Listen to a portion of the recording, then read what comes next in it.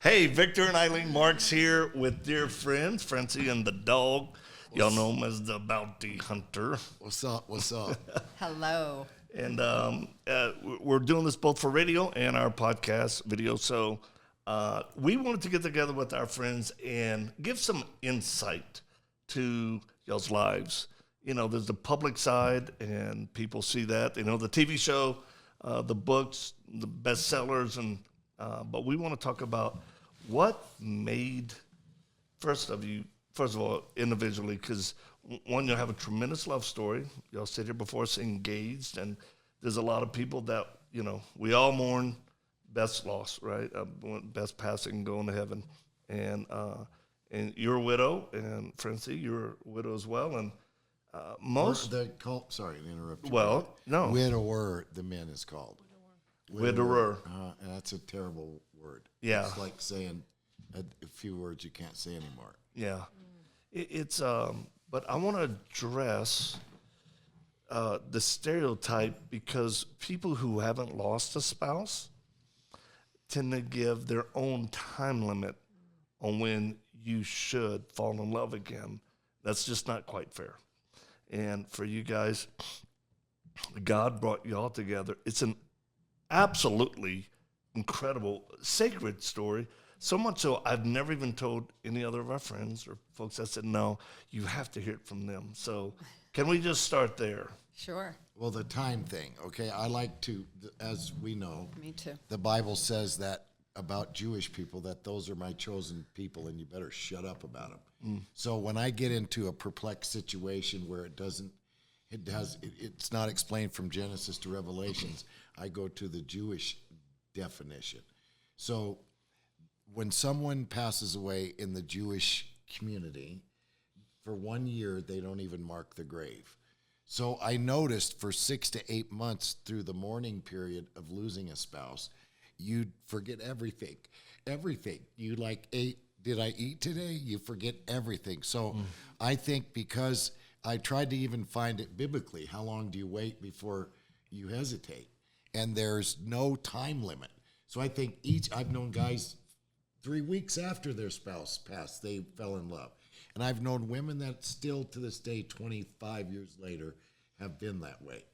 So I think it's all up to each and every individual. There's really no time limit. Do you agree? I do, but I also feel like when you and I thought that we were going to spend our lives with them, and we didn't. And I never thought that I would give my heart to somebody else ever again. And but I turned my heart over to the Lord. And I had to, because I knew after I walked Bob home and Bob let go of my hand and took Jesus's, that I had two choices. One was really bad, and God gave me a vision of what my life could have looked like. Or Bob wrote me 6 letters and sent them to me in the mail after he went home. And every letter was full of, put your crown on and lift your chin up. You're the daughter to the Most High King. And I clung to those letters, and I clung to Jesus' tallit, because I knew that all I had to do was touch the hem of his garment, and that he was going to hold me up. We got to cry through this whole thing. Yeah, I mean, what is a tallit? What's a tallit? It's Let's the start hem there. of Jesus' garment in Hebrew. Okay. It's called the tallit. And you were raised by a Jewish family, Francie. Yes. Because you were I was adopted. Okay. you can. Well, I mean, you can hear the emotion in your voice. You see the tears in your eyes, and those aren't tears, and those aren't of remorse or regretfulness. No. I turned my heart over to the Lord, and I gave it to him. And I told him, whatever you have for my life, I need it. And I want it all. I want everything that you have for me. And this is not what I was expecting at all. I thought I was going to be a missionary in some way off land somewhere. Right. You still might be. You see This who is we, not- you see who brother and sister are. Look out, Iraq, here we come. That's true. is yeah, true. I'm in for that too. Well, I mean, sitting here thinking about it, you know, we just really never know what the Lord has That's in store. exactly right. And you actually, when you say dog was not in the cards, so much so, you actually never even heard of him. No, I never did saw not. the TV show. Zero. I still haven't watched it. And there And you I have didn't it. know who he was. Right. At all. So I mean, how did this happen? Were Can you I on start? Were you on No. Christian Mingle Let or me something? just start. Oh, Christian Mingle. Okay. They you're booted not me. allowed to tell my part. Christian My part though. Mingle booted me off. You're not allowed to tell my part. It's just the beginning of where you were. No. right now. Okay. You can't steal God's thunder. Go you got ahead. your own thunder. I'm not trying to. Just kidding. Okay, go. You want me to start or Well, yeah? Okay. flip a coin. Heads, I win. Tails, you lose. Ready? So I have, for the past several years, I've been involved with a ministry out of Arizona. Her name is Katie Souza, and she really was mentoring me and speaking into my life. And her ministry is incredible, powerful, and she teaches on soul healing. Well, it was just, did you meet her before Bob went Yes. home? Okay. Yes. Okay. And then after Bob went home, that was my decision that I had to make. And in Bob's letters, he kept telling me, I have to be all in. And that's all I kept saying. I have to give Jesus everything that I have, and I have to be all in.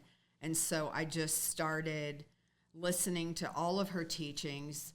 Anywhere she was teaching, I went there. It didn't matter what state it was. And I started spending time with her ministry. And they invited us to come down and spend a week.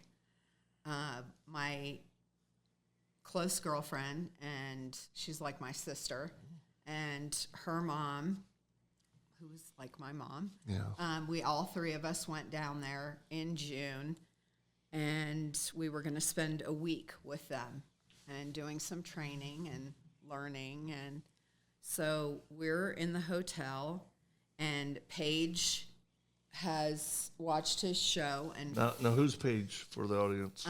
she is my very close girlfriend. She's like my sister. Okay. Was she with you? Yes. Okay. We were there together. Okay.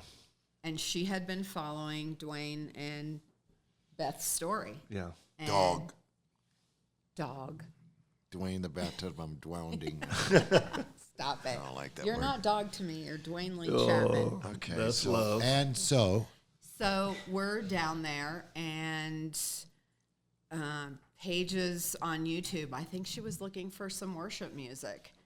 And she says to me, oh my gosh, Dog the Bounty Hunter's wife. No, she didn't say that. I'm sorry. She said Beth Chapman passed away 2 days ago from throat cancer. And I started crying because I was only 6 months.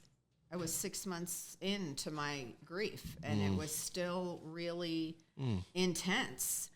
And we had this, she told me that she had throat cancer, and there had been this big battle, and that she had passed away. And we had this little conversation about how terrible cancer is, and it's from the pit. And then I said to her, "Who's Beth Chapman?" And she said, "Dog the Bounty Hunter's wife." And I was like, "Who's Dog the Bounty Hunter?" And she just went off the rails. "You have to know who he is. Everyone knows who he is."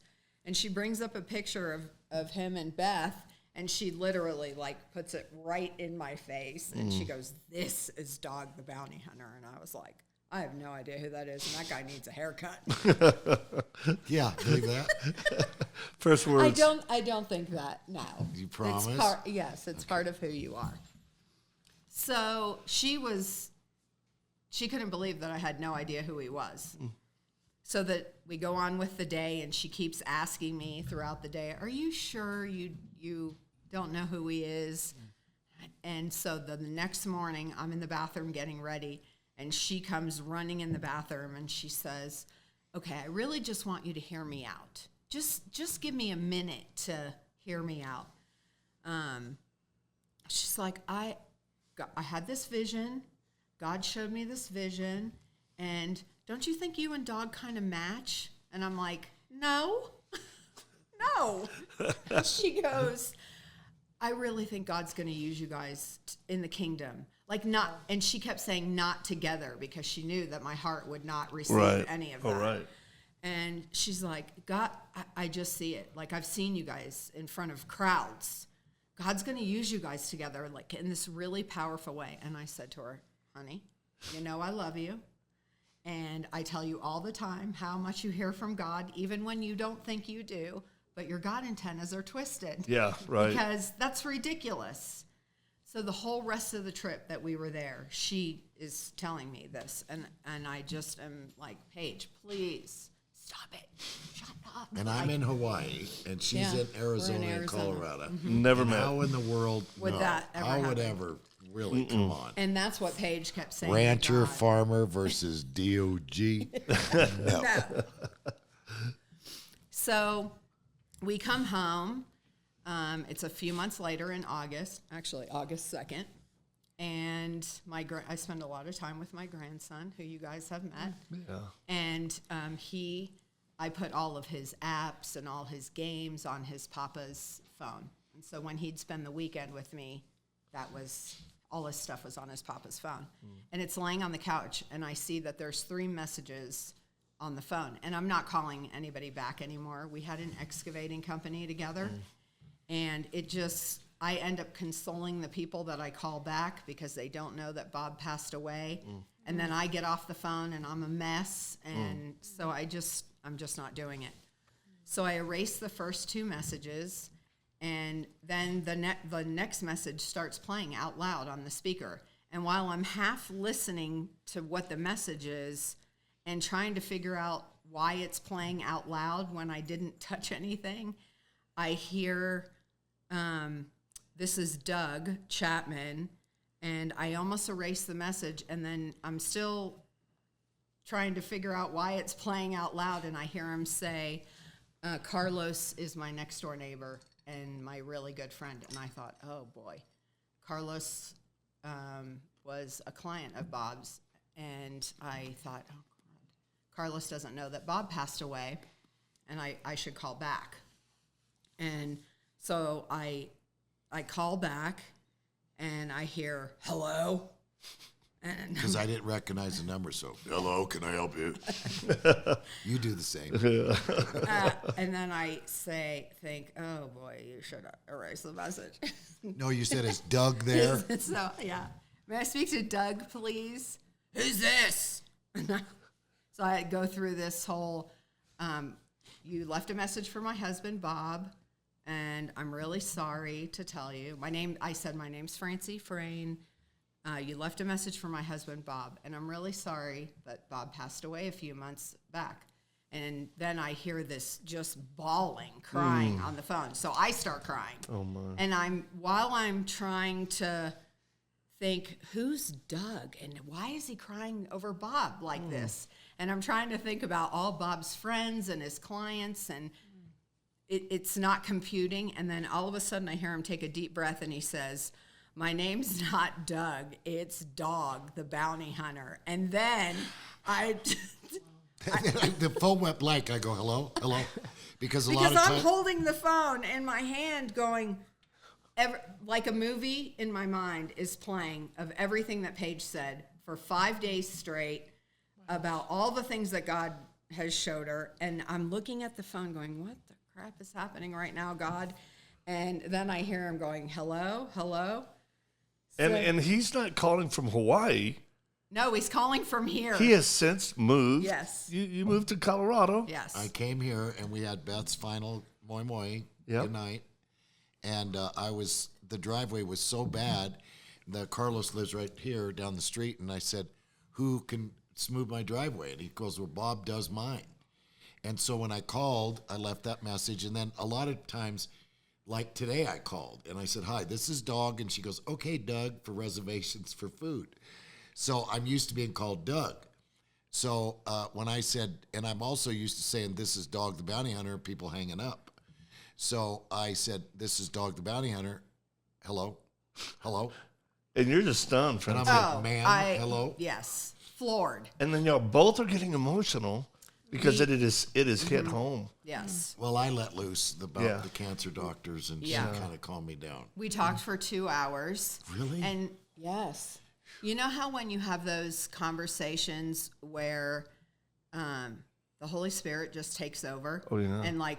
You'll lose track of time. Yeah. You're saying all this stuff, and you weren't even thinking any of that.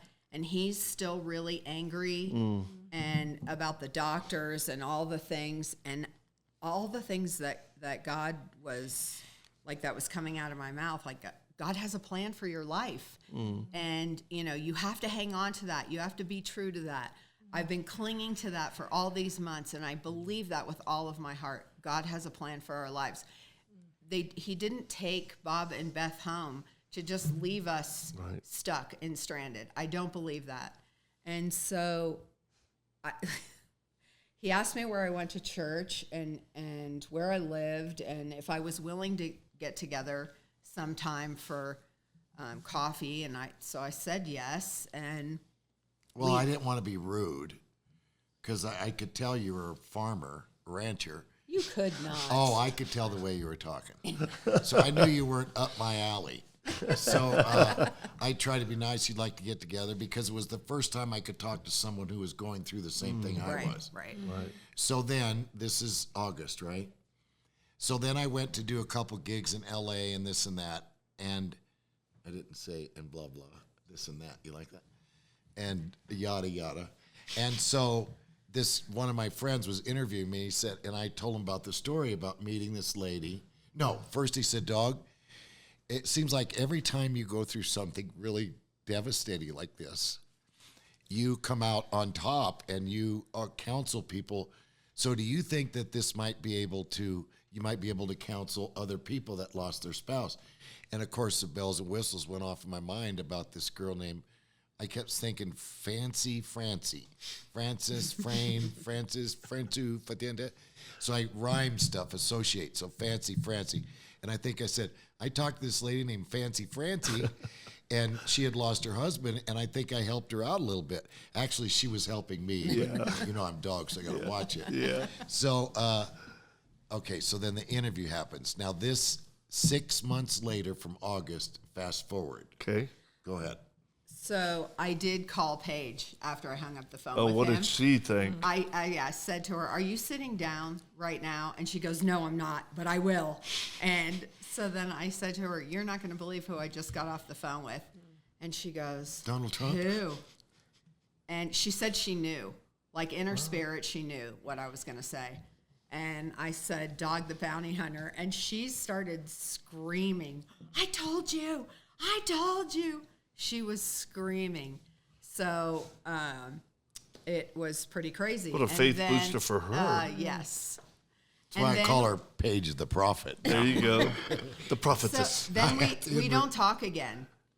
It's a lot. Okay, so that was in August.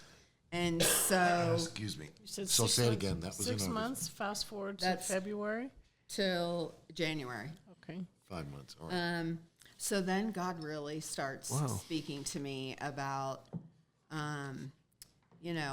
my healing and that I really need to focus on Him and getting healing. And that's what really, I know that God used that 6 months to bring some really intense healing that I needed. When you say healing, are you speaking about the grief or healing from your past? Both. Okay. Both. Because God started speaking to me about how Bob's already here with me, and I need you to let go of his hand because that's how I'm going to heal your heart. So, and in order for me to do that, you've got to let go. And it takes faith And it does. to believe that that's Right. the reality. Yes. And which was hard. And, Yeah. I do have a past. And we all have trauma and things that we've gone through in our lives, and the ultimate healing comes from the Lord. We know believe that. We and, believe that. And I knew I had this urgency in my spirit that I needed to do this. And so I spent 6 months really focusing on Good for you. on getting healed. And so then in January, I was really, we do have an enemy that's trying to steal, kill, and destroy. And I was approaching my 1 year day, and he really was trying to take me out in that Time period. yeah. And God did the opposite. On that time, God just turned it around and he lifted me up, and I felt myself stand up for the first time in a long time, because it wasn't just about walking Bob home. We had 3 years of cancer, bone marrow transplants, and treatment after treatment after treatment. And so for the first time, I felt like I was standing up. And What would you tell someone listening right now? I mean, dogs start off by saying, hey, it was 6 months. You don't know if you've eaten. You don't know the time. It's I don't that even part of grief, remember that first right? 6 months. For the Barely. first 6, there's nothing but you can do. The Jewish people told me, dog, there's a time to mourn and just let it happen. So there's no it's formula. like asking for There's the not for a sure way to formula. win in chess. Yeah. There's no way. And- So And I remember laying on the floor in my bedroom those first months screaming, Yeah. crying and screaming harder and louder than I ever had in my whole life. And then the Holy Spirit would just drop on me. And I call it my God bubble, because he just would encompass all of me. And then I'd lay on the floor for hours because I couldn't move one part of me, because I just was enclosed in him. And I wouldn't have been able to get through without that. And that's what I would encourage people is cling to him, because what he offers in his comfort and love and peace, it's real. It is tangibly real when we cry out for it. There are people watching and listening right now that need this hope. And it's not coming from lofty towers of theologians who write amazing books on how to handle everything, but they've never experienced anything. This is coming from y'all's heart, your soul, on what's worked. And what I hear, it's painful and it's difficult. And there's a sacredness to grieving. Would y'all agree? Yes. yes, and you go through everything. Suicide, Yep. right? Yeah. And I like bounty hunted by myself, which you don't do. I left my bulletproof vest in the car. I took Oli Duke, my little doggy, his chihuahua, and I kicked indoors, and I looked in their faces, and I said, if you got a gun, shoot, because if you don't, I'm taking you to hell with me. And Out of the pain. it was so bad, I had a dream one night, and I took pills, because I'm half Apache, we don't use a gun. And I took all these pills, I went to heaven, and she was watering this garden. I love flowers. And she turned around and said, Big Daddy, what took you so long? And so I was like, okay, that's how I'm going to go.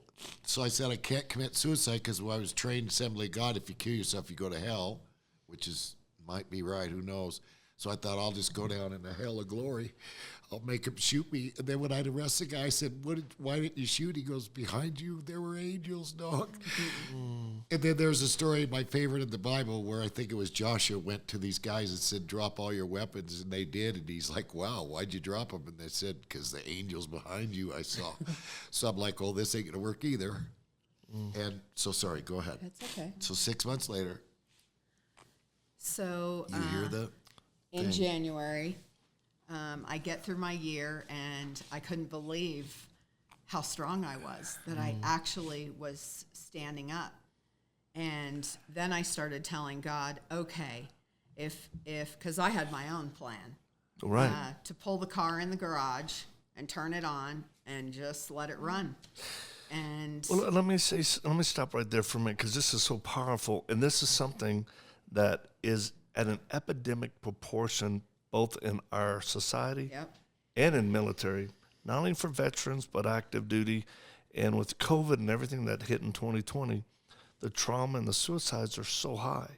So what y'all are talking about, so many tens of thousands yes, have just now, they paused everything to hear that both of you struggled with the ideology of suicide. And, dog, for military guys, we call it entering into high-risk situations where they want to be put in combat. They want to be put on the point because they want to go out in a blaze of glory. They have the fear and the pain so intense, yep. right?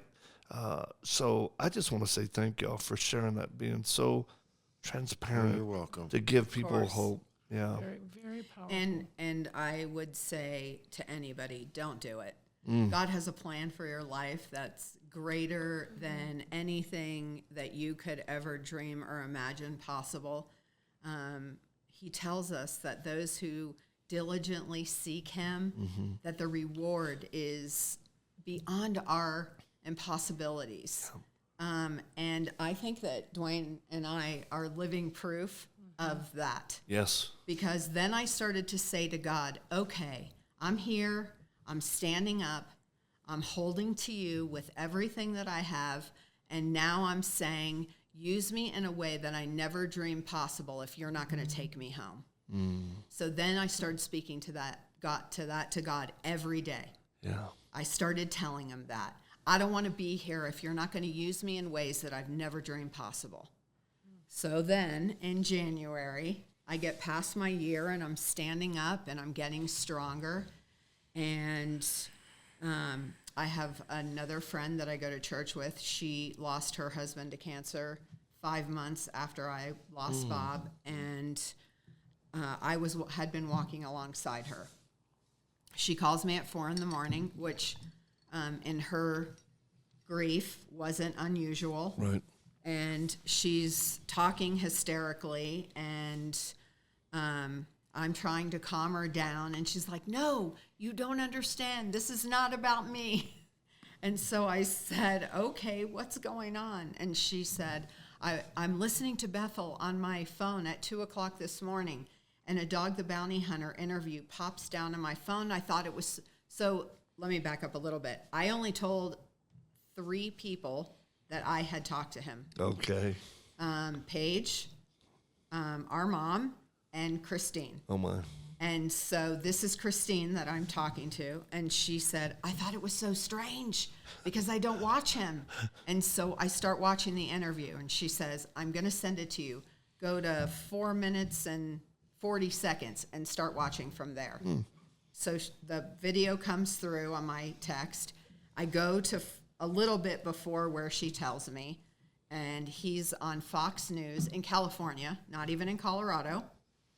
And the interviewer says to him, so Dog, it's, you're a few months into, 6 months into your grieving Beth and your loss of Beth.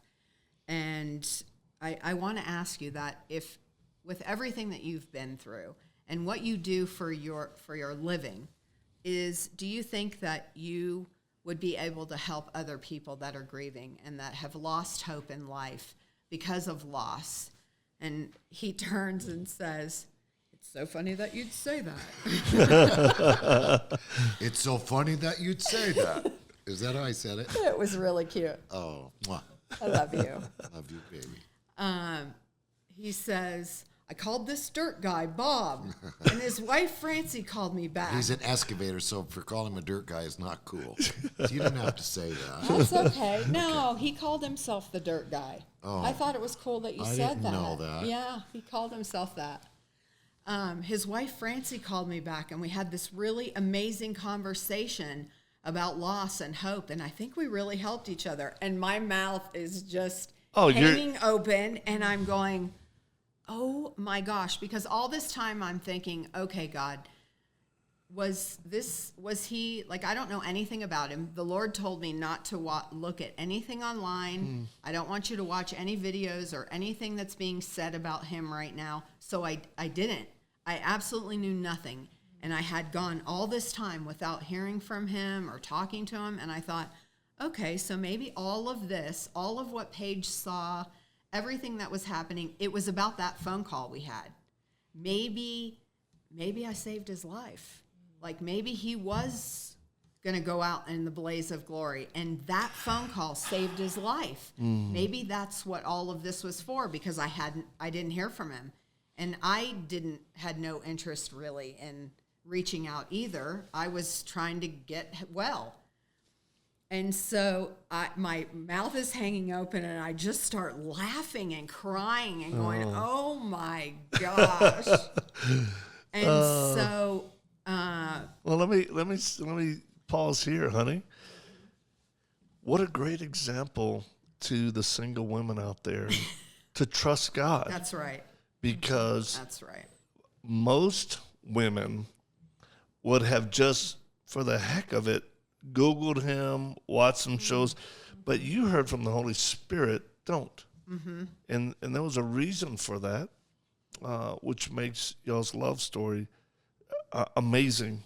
But, honey, what would you say to a single woman out there to trust and obey God? Because the Holy Spirit will talk.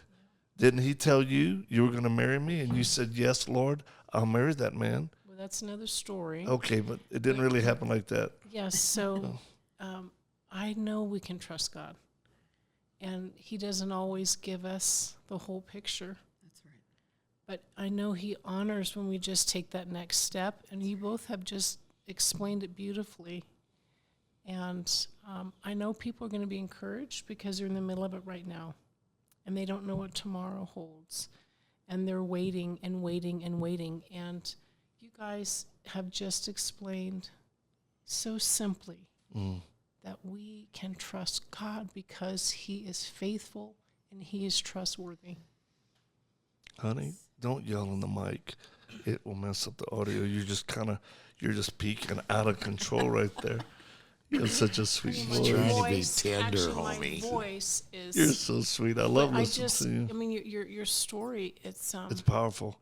That's why I'm pausing, because there's so many incredible nuggets that people will just be latching on to, those single women and guys too. Don't try to make something happen. No. Trust God. Well, we hate to interrupt this conversation, but that's all the time we have for today. Be sure to tune in tomorrow for part 2 of this interview.